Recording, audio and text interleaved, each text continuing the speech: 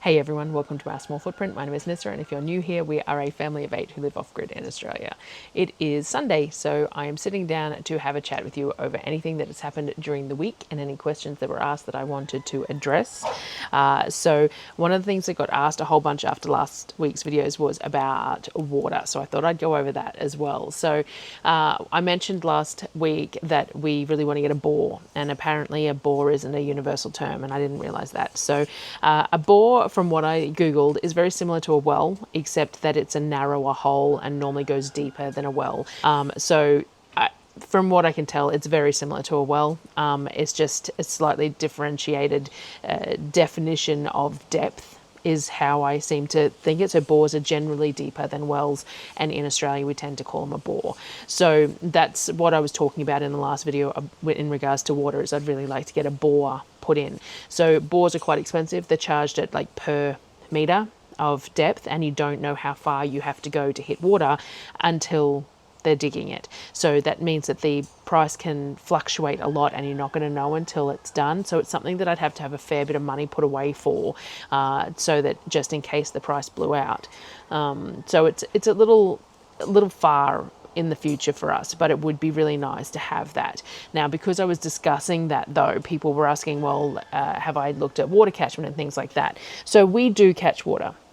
We have what have we got? We've got 3 by 12, so we got 36 by 318 odd square meters of roofing on the main buildings, and then we've got a 6 by 9, so a 45 square meter roof. I'd have to translate all that to feet, but square meter roof for the patio, and they all go to guttering systems. So we have a guttering system that goes to the back of the house because of the way the buildings were structured and the peaks of the roof. The ex-mining buildings are what we use as living space, and their peak goes like this, like the lengthways of the buildings is a 12-meter length building. It has a peak in the middle. So to get the guttering in the right spot for waterfall, we've got guttering that goes to the back of the building and guttering that goes to the front of the building with 2 different catchment places, so that it wasn't too far a distance, and we didn't have to decline the piping too much, because you have to have a decline on the piping so that the water runs into the tanks and doesn't push back and things like that. So when all of that was calculated, the patio roof and some of the front of the buildings goes to the tank out the front, and it is a 22,500 litre tank, and then the piping on the back goes to 2 different tanks. There's a 1,300 litre tank and a 1,000 litre IBC. Now the 22,500 litre tank is the one that we also fill up from the community, from the standpipe in town, or from our neighbour's bore if we're using that one, and that is drinking water. So that water that goes in there is clean. It's rainwater and clean water that goes into there. We do have filtration systems on it though, so that main 22,500 litre tank is the water that we use through all our sinks, our shower, washing machine, anything like that. And we have Berkeys that we use to filter it further into our drinking water, but the tank has filters on it. So as the tank heads into the piping for the house, there is a a big blue. So we've got the 10-inch by 5-inch, 2 big blues, sediment, and a silver carbon filter to make sure that there's no bacteria in the water. And it goes through the piping to the showers and the sinks and stuff like that. We do also fill our Berkeys though for drinking water. Part of that is because there's a second lot of filtration, and that's not going to hurt anyone. But also because it limits the power usage, because if the kids go and get a glass of water from the sink all the time, and potential water wastage. But if the kids go and get a drink from the sink every time they get a drink, the pump kicks in, and that uses power. So by filling the Berkeys 2 or 3 times a day, and they have, I think the ones that I've got have a 12 litre capacity at the top to fill. I think they hold 12 litres. So it's a Pro Per and a Royal Berkey, I think. And we have 4 candle filters in those, which allows for quick filtering. So we fill that up from the tap with a hose there beside the sink, and they're our drinking water. And that means that when the kids come to get a drink, they're just using the Berkeys. They're not using power to do any of that. So that works really well. Now, the water that goes into that tank actually also goes through a filtration system. We have a triple filtration system. It's the 20-inch by 2.5-inch, I think. The really big ones, and they are purely sediment filters. That's 3 levels of sediment filter that is taking anything, because of the fact that we use community bore water in that IBC as well, and the IBC sits around, things like that. All it's doing is pulling sediment out before it hits our tank. So it goes through a sediment filter before it hits the tank, and then the tank goes through a filter with a silver carbon and sediment filter before it hits our piping in the house, and then our drinking water also goes through Berkeys. Triple filtering there, and a lot of people out here don't do that much filtering, and they don't have a problem using the bore water for consuming and things like that. For us, when we moved out here, the kids were 2, 3, 4, 6 and 10, I think, and I couldn't think of anything worse than picking up a tummy bug like Giardia or something from rainwater, which is completely feasible, because your rainwater is coming off your roof, and you have critters that go on your roof. You have the possums and birds and all sorts of things that go across the roof. We have all our solar panels on the roof and all that sort of thing. The other issue we have with our water catchment is that we have solar panels on the roof, and solar panels are lifted up off the roof surface. So the water's hitting the solar panels before it hits the roof. And that means that we lose a little bit of water catchment, because the water is hitting the solar panels and bouncing off, potentially completely missing our gutters and therefore not being caught. I can't remember what I was up to. The neighbours have their bulldozer at their place at the moment, so the dogs keep going off their nuts. So I was talking about the solar panels, and the water can hit the solar panels and bounce off and not hit the gutters. So we lose a little bit of water there, which is something, it's unavoidable, because we have to have the solar panels, don't we? Now, the other thing that we haven't done is we haven't added catchment to the new buildings yet. So there is a 3 by 9 metre roof over the breezeway, and then 2 3 by 6 meters, so another 3 by 12. So we got another 36, and what did I say? It's 3 by 9, 27, 50, 65 odd square meters that isn't catching water at the moment. And that's because we haven't put a gutter on there yet. So we've got the incline going to where we need to, but we don't have a tank to put under it. So we need to find another secondhand tank or get some cheap IBCs. The problem with IBCs is if you use the cheaper ones, which are clear, then the water goes moldy. It goes algae inside. Which is fine. The one out the back that looks like that, there was a photo of it that's got the markings on it. We use that for animal water, so it's fine. It just means that that water is not usable for other purposes. So we need to get something that is opaque, or another steel tank or something, a second-hand item of some sort, to go under that corner of the roof, because where the water is going to fall is too much of a distance to bring it back to the main tank. Now, we can pump from those tanks to the main tank though. We do have hose set up for, not the IBC obviously because it's opaque and the water's bad in it, but the metal tank. We can pump back from that metal tank into the main tank if we need to. We don't tend to, because we tend to use it for water for the animals. So it's out the back of the house, and that's where we have a Ryobi battery operated pump connected to, and that's what we use to fill all the poultry waterers and things like that. So we do water catchment, but we don't get a huge amount of rain a year. We get sort of on an average like 500 mils a year, which isn't tiny. The problem is that most of it happens all at the same time.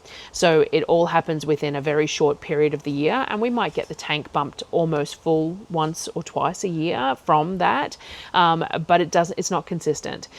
So it also comes down pretty heavy generally. It's generally in storms rather than consistent rain, and the heavier the rain, the less rain actually makes it into the tank. Because if the rain is hitting the roof and bouncing off, hitting the solar panels and bouncing off, or the gutters are overflowing, that water's not making it to the tank. We also have the problem that the main patio roof, when they installed the guttering, was part of getting the patio roof installed, and it's not adequate. The guttering's fine, but the downpipes, there's only a single 90 mil downpipe on the whole stretch of guttering, and so the guttering will overflow rather than make it to the tank. So there's a few things with water catchment that, yes, we do catch our water. That's mostly what I was answering. People have said, have we thought about water catchment? We do catch water. We have a few other roofs that catch water into big, just bucket type things that we use for gardens and animals and stuff. But the solar panels really hinder the water catchment a bit. We have talked about moving the solar panels further into the roof. So at the moment they're quite on the edge of the roof, which means that it's more likely for the water to hit the solar panels and bounce off. So we have talked about moving them further back, but that's a pretty big job as well. And it's more of a winter job than a summer job, obviously, because it's up on the roof. So a bore, ideally, to get a bore dug, and then have a solar pump set up on it, have a float in the main tank at the front, and the solar pump will run and fill the main tank when it needs topping up. That's the plan. But again, there's a significant cost in that, and we have a lot of other things that need to be done that are, living condition style things that are also important. And so for the moment, we collect the water by the 1,000 litres on a little trailer. Our neighbour has been lovely and letting us collect water from her, which is only a few minutes down the road, and we just take fuel to top up their generator to pump the water rather than going to town. So town's 35 minutes away, and Darryl used to just fetch water every time he went into town. But the problem is that the trailer and the car wear and tear and the fuel requirement is quite significant on that. It also means that he has to park in certain places, and if he's going anywhere post there, then he can't always have the water on and all that sort of thing. We did used to have the water on the back of the ute, the IBC on the back of the ute, before we got a trailer specifically for the IBC, but that was highly inconvenient because you'd have to pull the IBC off and on the trailer, on the ute, anytime you wanted to use the ute, and that height was considerable for getting it up and down. You'd have to climb up onto the ute to put the hose into the top of the IBC and stuff too. So having the trailer makes things a whole lot easier, but there's an added cost to that, the maintenance on the trailer, the registration on the trailer and all that sort of thing, and the cost of the trailer initially. But yeah, so we have access to water. The standpipe in town works out about $3 per 1,000 litres. We can get water carted in. That was the other thing people asked about, getting water carted in. If I remember correctly, it was like $500 for 10,000 litres, which is a lot of money for not a lot of water. Like, I understand the cost of carting water and that it needs to be charged at that amount. I'm not begrudging that at all. But if we have the capacity to cart our own water, then it's more expensive than I'm willing to outlay for 10,000 litres. When we don't go through a lot of water, especially compared to a lot of people, 1,000 litres of water can last us a couple of days easily. And that's with 8 people showering every day. That's with hand washing dishes and washing clothing and everything else, and all the cooking and everything else I do. So we are pretty good with water, but it's still, 10,000 litres still isn't very much for that kind of money. Like if you were, say you're stretching it out, say you can do 1,000 litres, so what, you got 7 days in a week, so say you do 3,000 litres a week, maybe between 8 people, that's not a lot of water, but that's only, like, that's $500 a month worth of water cartage, and there's no way that we could afford that even if we wanted to. So what we do is what we do, and that's how we have to do it, and that's fine. We have got water put in the tank a couple of times when we've gotten really low and we've had issues with the car or whatever else. And when we first moved in, we got a load of water put in the tank initially, because when we first moved in, we didn't have the tank, and we were doing water from in the IBC, and we were hand filling buckets and using buckets. With the shower system that we have, you can put a small pump into a bucket of water because you can use it for camping. So we had buckets of water that we were carting for everything. So we've come a long way from that. But yeah, so I just wanted to answer those questions about water. So what else did we have to cover this week? Kittens. So we got some rescue kittens. There was a kitten that was saved from an industrial space, and it was a little ginger kitten, and it was advertised as needing a home. So I contacted the vet about that kitten because I've always wanted a little ginger kitten, because that's what we had when I was growing up, was little ginger kittens.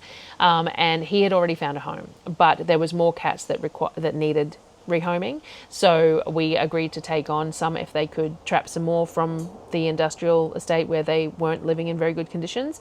And so they trapped some. They ended up with 3. They're 3 varying ages. There's quite a small one to the next one, and then a slightly older one. So we agreed to take them on because we can always do with mouses. We live where we get plenty of mice. We have poultry and all the rest of it, so plenty of mice. And we love cats. So we have our 2 cats already, Dolores and Akio, and then we've got these 3 new ones. So far they have been named, but we will see. We've got the littlest one has been given the moniker of Panda this morning because he's black and white. We don't know the sex of them, so it doesn't really matter. The only need to know their sex is because girls cost more to de-sex. But anyway, so we're fingers crossed for more boys than girls. So Panda is the littlest one, and then the all black one is Toothless. So the all black one was very much flat when we brought him home, put him in the cage. He just sat there flat and looked up at you with these great big green eyes and looked just like Toothless from How to Train Dragon. So the black one is Toothless, and the grey one, the bigger grey one, is Duck. So, which is the cat from Constantine, I believe. So we've got Duck, Toothless, and Panda. That one was fresh this morning. I had to remember that one. So we are, at the moment, we have cages joined together, and they are just living mostly in the cages. Panda we can bring out and snuggle a bit and put back. Being the youngest one is a little bit more tolerable of people and things like that. I made them some wet food up, and we've got dry food and water and litter trays and everything in there, and some cushions. And we did have them in separate cages initially, but Panda found that quite distressing to have them right there but not be able to get to them. So we slowly introduced the cats to each other in the same cage. Obviously they'd been living in the same place, so they knew they were friendly with other cats. And now they all curl up together and things like that. So that's great. It just means that the litter tray becomes a little dirtier and we have to deal with food, and it's fine. But we actually, when we found that the little ginger kitten had found a new home, before we got the other 3, I did find a little ragdoll cross ginger kitten that was available in about an hour away. And I said to Darryl, don't worry about it. We've got these 3. These 3 were free, but we still have to pay for all their desexing and all the worming and the flea treatment and all that sort of stuff, which I've ordered all online and stuff. So we don't need to spend money on a kitten when we've just got these 3 sort of thing. But apparently he knew how much I wanted this kitten, and he's decided that he wants to get it for me anyway. So he's picking that little one up today for me. So it's a boy, so it'll be cheaper to desex and stuff too, but it'll just be an added cost onto animals. But we will make it work. We do enjoy having the cats, but we also enjoy the fact that they help keep the rodent population down, something that we do struggle with, especially in summer. But if they can get the population down over winter, then we may not have as many breed through in summer, so that will make things really nice. Now, we don't have problems with rats as such. We only have little field mice that are, somewhat harmless, but it's still not something you want, so they will help with that. So we're going to end up with 6 cats all up, which is a good limit to have. And we will slowly coax the little wild ones into being as friendly as they want to be. They may never be pets, but we have this whole patio structure and everything is fenced off from the main yard, so they don't have to go anywhere near the dogs, and we've got back doors and stuff, so they can go in and out of the back patio and stuff without having to go anywhere near the dogs, and they've got plenty of space to inside the house wherever they want. The kids all share their space with them as well, so it'll be fun anyway. So those 3 rescues are still, they're in the cages. They're just near my desk, so they have a little bit of through traffic, but not an excessive amount. But they're getting used to it, and the kids will come and pet them. And the kids can pet them all through the bars and stuff. We had a little bit of hissing when we first got them home, but they're all pretty good these days. They just walk away from the edge of the bars if they don't want to be pet. They're all using the litter tray fine. They're all eating and drinking fine. And I've got some Brevecto on the way for ticks and fleas and mites and all that sort of stuff. Panda's got some weepy eyes. We've given him some lysine, and giving it some cleaning, but it seems okay. So they all seem to be in fairly good health for the moment. As we get the ability to handle them more, we will take them back to the vet for their next lot of shots and get them reassessed. But yeah, so that's a nice, fun thing to have going on. It is a cost factor, and I know some people will be sitting there going, you shouldn't be adding that kind of cost on, and that's what life out here is about though too. It's about having the animals, and it's about that kind of thing, and I'm very good at making money work where it needs to work. So yeah, so I think that's all that's happened this week. Food wise, I've got the couple of videos that I put out. I really need to finish this. I've got the stuff open on the website and I haven't got it up yet, and I said I would by the time I got this video out, and it hasn't happened. I'm managing to get the videos out on schedule, but I'm not managing to get some of the other stuff done around the side of it that I wanted to do. So I'm still working on that routine for that. So, yeah, we've got a hamper next weekend. I think it is the 8th. I think it's next weekend. And then I leave for groceries. Must be the week after that. So we've got some planning to do for the food, for the rest of this. We've got 2 weeks. Almost, we must have 3 weeks left before I'm back with food. So there's still quite a stretch of time that we've got to figure out food for before then. So that hamper's falling in a good spot, but I'll have to bring you along when I try and figure out what we're going to do food-wise, because it has been difficult doing this, the whole meat-based, and having the food stretch and figuring out enough and things like that. So we'll sort that out. But yeah, I think that's all and I think this has gone on far too long anyway. But I wanted to explain the water situation because people were asking. So I thought the best way was to take a couple of photos and sort of talk through that. But yeah, so I guess I'll see you guys on Wednesday. Have a good week.